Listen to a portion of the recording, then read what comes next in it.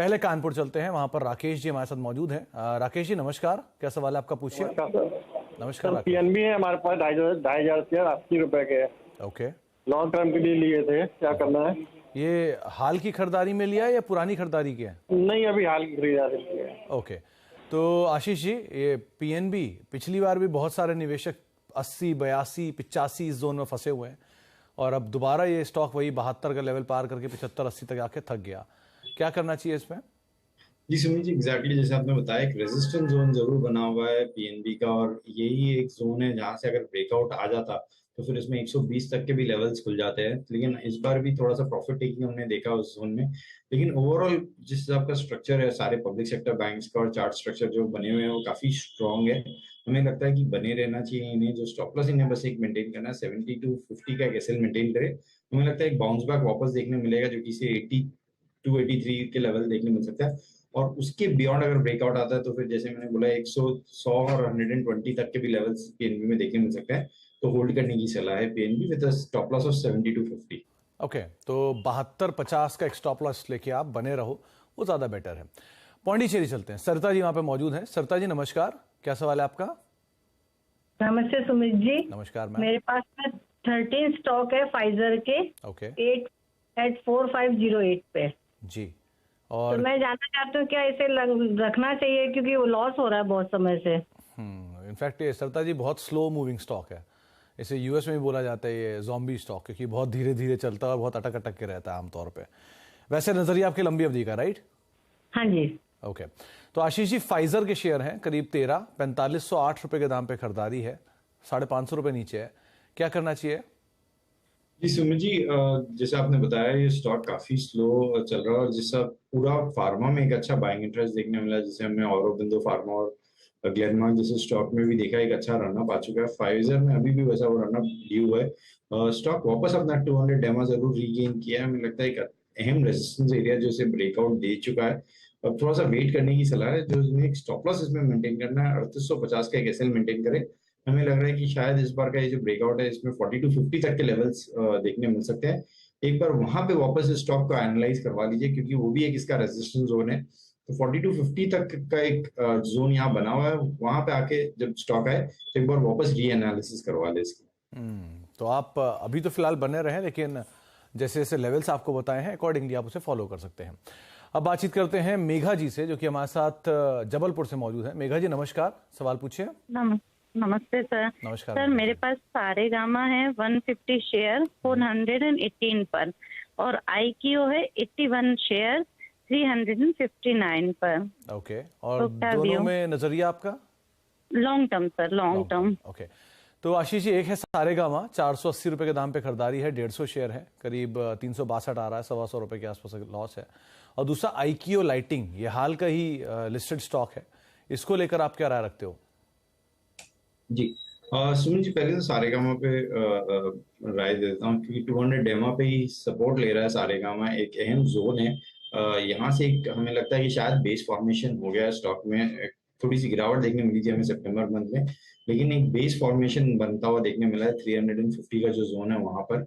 और स्टॉक अब तैयार है 380-85 तक के लेवल्स दिखाने के लिए। तो बने रहने की सलाह है। जो स्टॉप लॉस इन्हें मेंटेन करना है वो 350 का एक एसएल स्ट्रिक्टली इसमें मेंटेन करा। अगर 350 का इसका लेवल टूटता है इस बार तो शायद इसमें वापस 300 तक का भी जोन देखने मिल सकता है। तो 350 का स्टॉप लॉस लगाकर इसमें बने रहे। दूसरी जो इन्होंने स्टॉक बताई आईक्यू लाइटिंग, सुमित जी काफी रीसेंट लिस्टिंग है। इनफैक्ट इसी ईयर इसकी लिस्टिंग हुई थी और लिस्टिंग के बाद से इसमें कंटिन्यूअसली एक सेलिंग प्रेशर देखने मिला है। स्टॉक कभी भी बाउंस कर रहा है तो वहां पे एक प्रेशर देखने मिला है। आज जरूर एक थोड़ा सा पुल बैक देखने मिला है इसमें। तो थोड़ा चार्टिकली इसमें सपोर्ट रेजिस्टेंस अभी तक इतने क्लियर नहीं है। जो रीसेंट स्विंग लो है 340 का, वहीं पे एक स्टॉप लॉस रखे और बने रहे स्टॉक में, क्योंकि आज का जो प्राइस एक्शन है वो लग रहा है कि शायद इसमें वापस बाइंग इंटरेस्ट थोड़ी सी इमर्ज होते हुए देखने मिली है। और 350 का स्टॉप लॉस लगाकर बने रहे। तो हाल का जो लो है आईक्यू लाइटिंग में 340 के आसपास, उसको ध्यान रखें और उसके हिसाब से आप बने रहें। चंडीगढ़ चलते हैं, रोहित जी मौजूद है वहां पर। रोहित जी नमस्कार। नमस्कार सर। नमस्कार। नमस्कार रोहित जी, क्या सवाल है आपका, पूछिए। सर मेरे पास वेदांता के 80 शेयर्स हैं 282 के रेट पे, तो अभी बने रहना है या लॉन्ग टर्म के लिए लिए थे मैंने? वैसे आपने खरीदारी कब की थी रोहित जी? सर ये मार्च में की थी, 2023 में। मार्च 2023, यानी कि आपको डिविडेंड मिले होंगे इसमें 2 बड़े बड़े। जी जी। तो आपकी कॉस्ट और कम होनी चाहिए फिर। कॉस्ट, हाँ सर वो डिविडेंड मिले हैं, लेकिन कॉस्ट मेरी मतलब ये थी एवरेज, अभी मैंने थोड़ी एवरेजिंग की थी जी। तो अभी 270 मतलब एवरेजिंग में है, मतलब उसके बाद 10-10 शेयर मैंने और लिए थे ओके। अगस्त और सितंबर में। नहीं तो आपको जो डिविडेंड मिला उसकी कॉस्ट भी तो आप इसमें ऐड करोगे। जी जी जी, वो सर मेरे को अराउंड 39 रुपीज मिला है मतलब डिविडेंड भी। ओके, क्योंकि इसने मई में एक डिविडेंड दिया 19 रुपए का और अप्रैल में एक डिविडेंड दिया 20 रुपए का, तो करीब करीब आपको 39 रुपए पर शेयर का डिविडेंड ही मिला हुआ है। तो आपका जो लॉस है वो ऑलमोस्ट घट के 10 रुपए 12 रुपए के आसपास हो गया, राइट? जी सर। ओके।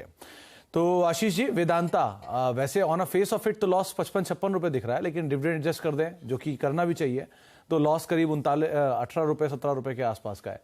क्या करें इसमें? इसमें जी चार्टिकली अगर मैं बोलूँ तो चार्ट में तो प्रेशर कंटिन्यूअसली बना हुआ है, बट जिस हिसाब से मेटल में बाइंग इंटरेस्ट देखने मिला और चाइना में अब वापस ओपन अप जिनकी हॉलीडेज के बाद ओपन अप हुआ और चाइना के जो डेटाज आ रहे वो काफी इंप्रेसिव है। आज भी हमने देखा सारे मेटल स्टॉक्स में अच्छी बाइंग इंटरेस्ट थी, फेरस एंड नॉन फेरस दोनों में। मुझे लगता है वेदांता में बने रहे। चार्टिकली जरूर इसमें प्रेशर है, बट सेक्टर टेलविंड बहुत स्ट्रॉन्ग है मेटल्स में। जो इन्हें स्टॉप लॉस इसमें मेंटेन करना है वो 218 का एक एसएल मेंटेन करे।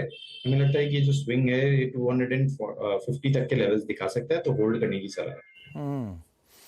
तो बने रहने की सलाह यहाँ पर दी जा रही है और आप बने रह सकते हैं वेदांता के अंदर।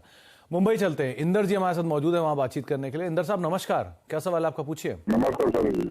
नमस्कार सर इंदर जी, जी। मेरे पास 82 शेयर बीएससी लिमिटेड के हैं, 616 खरीदी है, और केफ इनटेक के 32 शेयर है, 438 में खरीदी है। सर इंदर जी, ये आपने बीएससी प्री स्प्लिट खरीदा था या पोस्ट स्प्लिट खरीदा था? मतलब इसमें जो एडजस्टमेंट हुआ था उसके बाद? स्प्लिट सर, मैंने अभी जो लास्ट न्यू 52 वीक लो 406 लगा है ना, उससे पहले मैंने खरीदा है। ओके, बढ़िया खरीदारी है, वैसे मुबारक हो उसके लिए आपको। क्या करना चाहिए आशीष जी? बीएससी की स्टॉकिंग बढ़िया तेजी आई है, कॉस्ट से मतलब डबल हो चुका है, तो बने रहें, निकल जाए, कैपिटल आधा निकाल लें, क्या करें? इसमें जी यूजुअली तो हम जनरली यही सलाह देते हैं, जब इतना अच्छा एक रनअप आ जाए तो कैपिटल जरूर एक बार निकाल लेने के लिए। बट बीएससी का जिस हिसाब का सेटअप है और जिस हिसाब के इसके फंडामेंटल्स बन रहे हैं, और जब से इन्होंने ऑप्शंस लॉन्च किया और अब नए मंडे को बैंकेक्स की एक्सपायरी मूव कर रहे हैं, हमें लग रहा है ये स्टॉक में और पोटेंशियल है। और जिस हिसाब का बाइंग इंटरेस्ट बन रहा है, हर डिप में इसमें एक खरीदारी देखने मिलती है, तो इसमें होल्ड करने की सलाह है। सिर्फ अब ये ट्रेल करके अपना एसएल जो है वो करीब करीब 1350 का एसएल रखे, इसमें मेंटेन करे और पूरी की पूरी पोजीशन में बने रहे।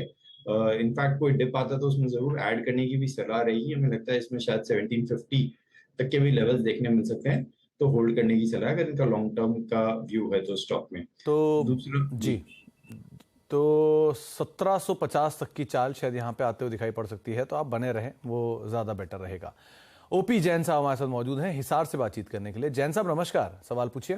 नमस्कार। नमस्कार जैन साहब। कृष्णा डायग्नोस्टिक के हैं, 960 में लिए हुए हैं। ओके, तो कृष्णा डायग्नोस्टिक आशीष जी 960 पे खरीदारी है, 60 शेयर हैं और करीब करीब 700 रुपए 690 रुपए का मौजूदा सर है, 270 रुपए पर शेयर घाटा है। कैसे रीड करें इसे? जी सुमित जी, इनफैक्ट मेरे ख्याल से शायद इन्होंने आईपीओ के समय ही इस शेयर में इन्वेस्ट किया और उसके बाद तो काफी गिरावट देख ली है इन्होंने।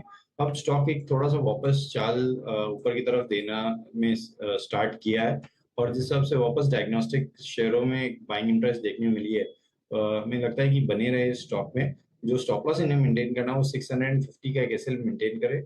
जिस आपका स्ट्रक्चर है, हमें लगता है इसमें 785 से 800 तक के लेवल्स जल्द देखने मिल सकते हैं।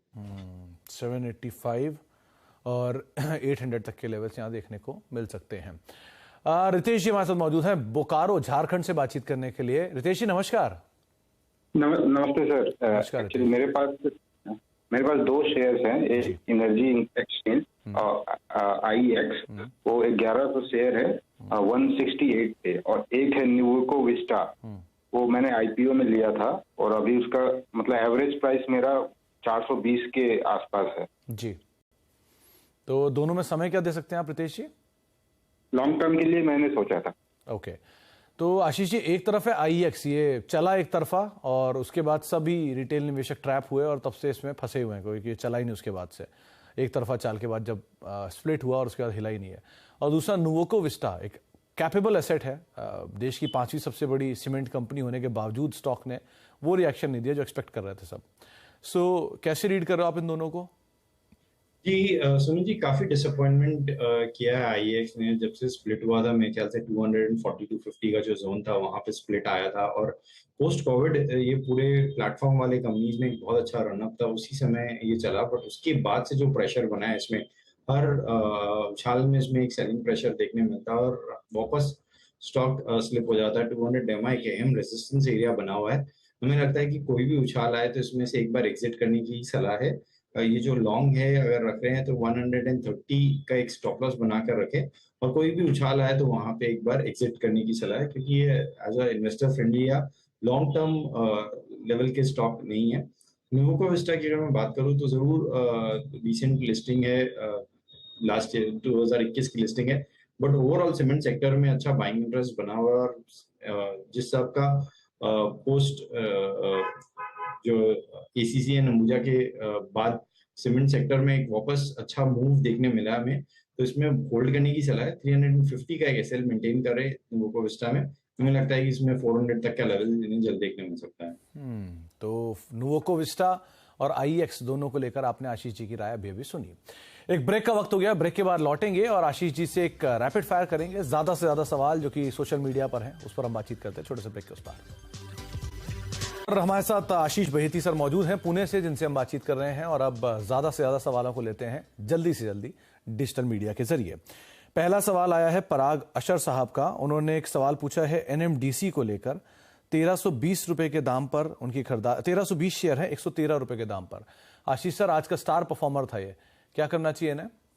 सुमित जी, मेटल्स सारे शेयरों में एक अच्छा बाइंग इंटरेस्ट पूरा देखने मिला है, स्पेसिफिकली नॉन फेरस में। और जिस हिसाब से मैंने बताया कि चाइना ओपनिंग के कारण काफी अच्छा मूवमेंट इसमें देखने मिल रहा है चाइना के डेटा के बाद, तो होल्ड करने की सलाह है। जो इन्हें स्टॉप लॉस मेंटेन करना है वो 148 का एसएल मेंटेन करे।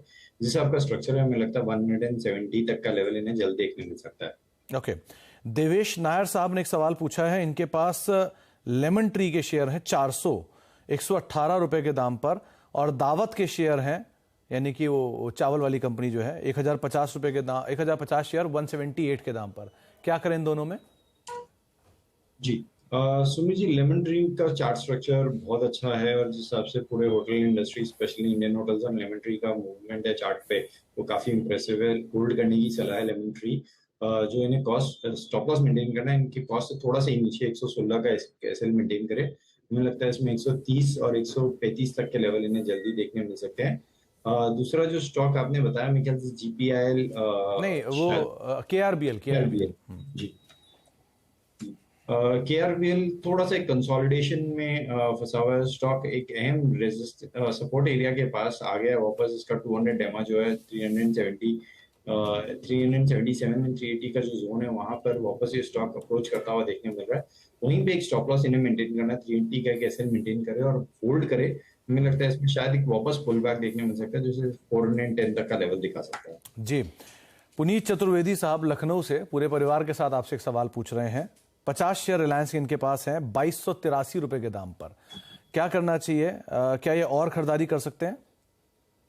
जी सुमित जी, इनफैक्ट रिलायंस हमारे हिसाब से काफी रिस्क रिवॉर्ड के लिए काफी फेवरेबल स्पॉट पर है। जरूर ये यहाँ इन लेवल्स पे और ऐड कर सकते हैं। जो इन्हें पूरा स्टॉप लॉस मेंटेन करना है वो 2300 का ही एक एसएल मेंटेन करे अपने टोटल पोजीशंस पे।